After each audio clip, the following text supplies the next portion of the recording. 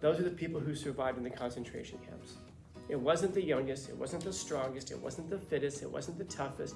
It was the people who were mentally the toughest because they assumed a responsibility, took it seriously, and carried it out. I'm sure some of you know people, maybe your parents, who work jobs that they absolutely hate. And you're like, for too hard of work, for too little money, for way too little appreciation, maybe even from us. So why do they do it? So you can have that cell phone that distracts you from becoming better, ironically. We'll misuse it. They'll give us this thing, they're like, look, I worked hard, here's this shiny thing. You go, okay, great. And then we actually use that to ignore them and to distract us from the school, the other responsibilities that they send us to, hoping that will make us better in life so that we can become better than what they were. There's an irony there if you see it. And so oftentimes the modes of our entertainment become exactly the means of our destruction. We fill our heads with music and lyrics they don't lift us up, they make us worse. We watch movies that don't lift us up, they make us worse. We engage in activities that don't lift us up, it makes us worse. It's this really strange feature of humans that we do, that we engage in behavior willingly that we know will inevitably lead to our demise, our destruction. We do it willingly, and we sign up for it, we pay for it. Sometimes you might think there is the meaning of life and you have to fulfill it, but I guarantee you it's going to have something to do with responsibility. Or you might say there's a meaning of life, which means you create it for yourself, which means you create a responsibility for yourself, but there's no getting away from it. That there's a meaning of life that's on the other side of responsibility. And that's the key, by the way. I'll leave it with that. It's that you choose it. You choose it. So even then you have to ask for help because it's difficult. Yes, it isn't something that's natural and normal to you.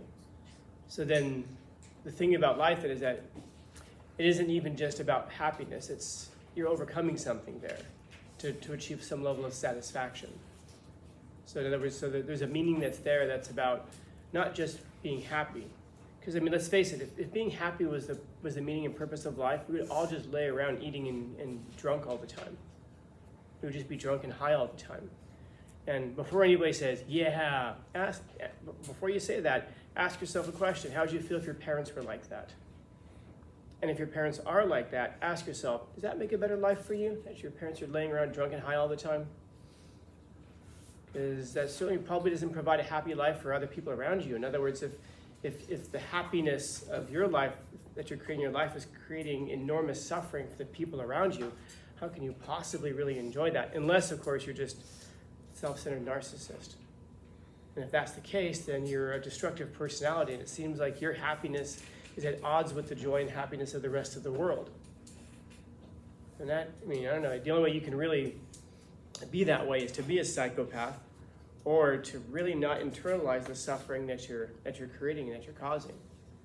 It's something that you find a lot from addicts if they survive long enough to feel guilt over it and shame over it. The realization that they can't go back and undo not just the lost years, like, oh, I miss out on this, but also the suffering that they caused. A narcissistic one, of course, will look back and say, oh my gosh, I missed out on all of these things with you. I missed out on your first steps. I missed out on your graduation. I missed out on your birthdays. Rather than you missed out on having a parental figure around. You suffered because of those things that I did. In other words, where do they put the focus? And so, I was just we talked a lot yesterday in my other classes about this thing of responsibility, because what you find is that happiness oftentimes comes from the fulfilling of some responsibility or overcoming of some difficulty, achieving something, accomplishing something. And the accomplishments that we oftentimes get, it rarely ever occurs on this side of comfort.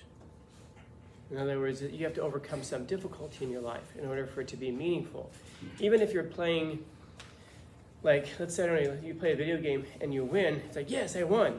And that's a pretty fleeting, passing thing. It doesn't stay with you for very long.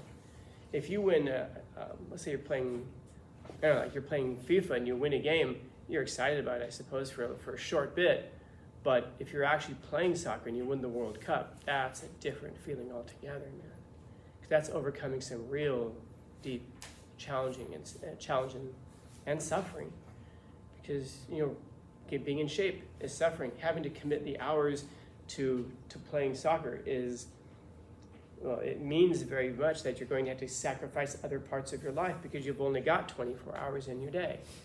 You're going to have to sacrifice eating the things that you want to eat. You're going to have to sacrifice hanging out with the people you want to hang out with because you're going to be having to focus on getting better.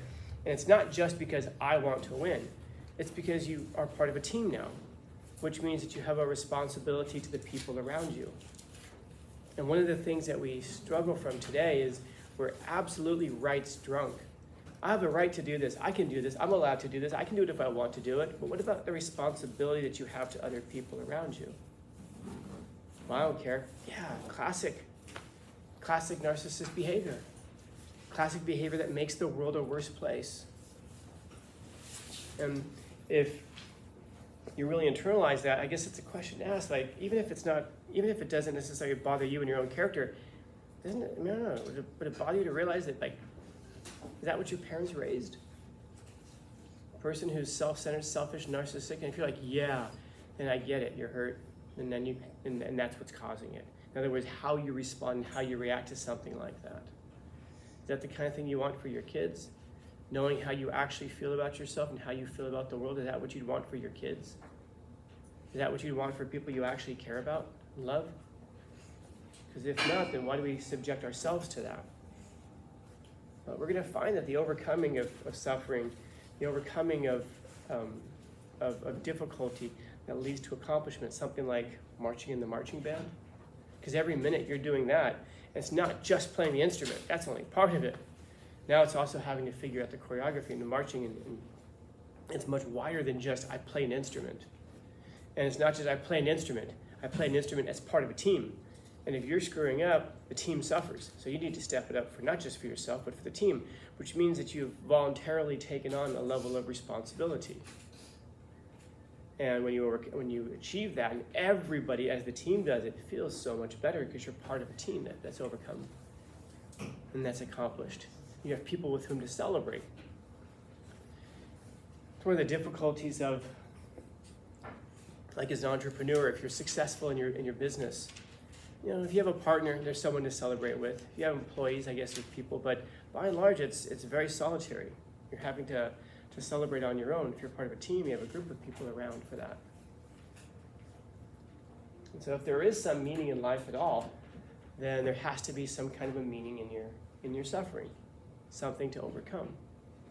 And so that's why I wrote this up on the board, because it's something worth figuring out. Is there the meaning of life? In other words, do we all have some kind of a meaning in our life? Is just by virtue of the fact that we're alive, do all humans have a meaning? A specific thing that we're all supposed to do? Or is there just a meaning in life? In other words, is it something that there is no meaning, but we can create a meaning for our lives? And that's actually a perspective that this guy happens to hold, Viktor Frankl. He believes that there's a meaning in life, not the meaning of life, but there's a meaning in life that you can find. I think I mentioned last time he's a Holocaust survivor. If you look in the background, you can see barbed wire behind him. This picture is actually taken at a concentration camp, of course, years after he was liberated. This guy survived in concentration camps for 3 years. Most people survive 6 to 9 months. And you try to figure out how it is that this guy survived. It's incredible. It isn't, because it isn't like this story of like, he was fit and he survived and he fought and he showed. That's not it at all. And he points out, actually he's a psychiatrist before he even goes into the concentration camps. He gets picked up in Germany. His whole family, his fiance, he loses everybody in the Holocaust. His fiance, his whole family, he's the only survivor. And while he's in there, he sees people dying off constantly all around him. When he gets out, he writes a book called Man's Search for Meaning, where he explains all of this. And it's a fantastic book. It's one of only 2 books that I recommend everybody read. I'm looking at it. I have my books backwards. I have a copy of it here. The books I reference in these things, I try to have them here as I talk about them. But when he writes this book, he explains how it is that he saw people tended to survive a concentration camp. So think about whatever situation you are in life. as bad as it is, are you in a concentration camp? That's about as bad as it gets. You'll be in a concentration camp and the guards will tell you, hey, this pile of rocks right here, yeah, you need to move it 100 yards over there. And you spend the whole day carrying big heavy rocks and dropping them on that side. And then when you get done with that, they say, all right, move them back. There's no meaning in that at all. There's nothing positive in that. That's just people messing with you and creating suffering for you. That's not going to amount to anything. It doesn't matter where the rocks are. And yet they have you doing that. Why? Because the only reason that you exist is for their amusement, their entertainment. And the only reason you're alive is because they allow you to live. Are you ever going to be liberated? As far as you're concerned, no, probably not ever. So what do? Do you live or do you die? And a lot of people chose to die. He points this out in the book. They called it give-up-itis, meaning that it was almost this pattern that people would follow, where they'd wake up one morning and they wouldn't get out of bed. And they would just lay there, and then they would just eat the last of their rations, and that would be it. And then when they knew that when they came back from work detail that day, the person will have just died.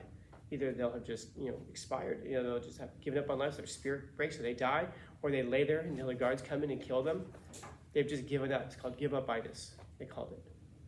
And then you had this other thing, which was that people would continue living. Why? Who knows why? So you can carry rocks back and forth and never be liberated?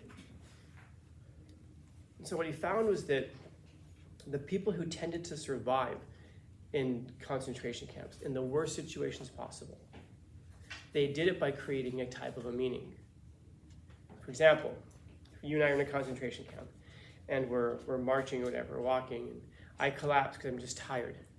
You have two choices. You could look and go, sucks for Scanlon, and then the guards come over and kill me because I can't go on. Or you can go, oh man, pick me up, and if you pick me up, you might get beaten by the guards for picking me up. But now you pick me up, and you're like, come on, we have to keep going. Why? Because. You become a parent early. You just say, because.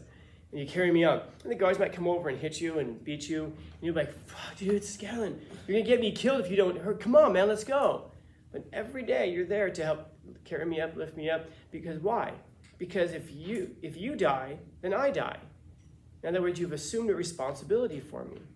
You've taken on a responsibility for me.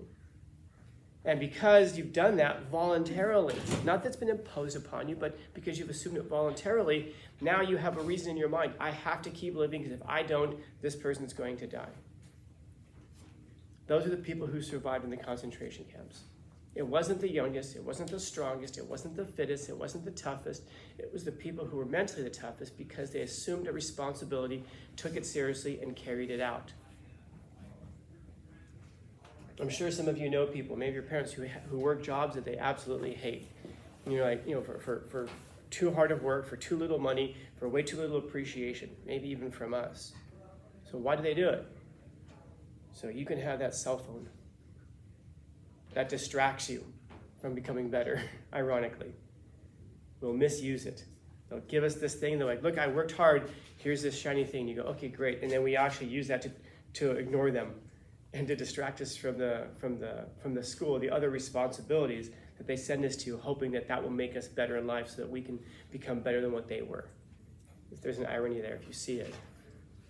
And so oftentimes the modes of our entertainment become exactly the means of our destruction. We fill our heads with music and lyrics they don't lift us up, they make us worse. We watch movies that don't lift us up, they make us worse. We engage in activities that don't lift us up, it makes us worse. It's this really strange feature of humans that we do, that we engage in behavior willingly, that we know will inevitably lead to our demise, our destruction. We do it willingly, man. We sign up for it, we pay for it.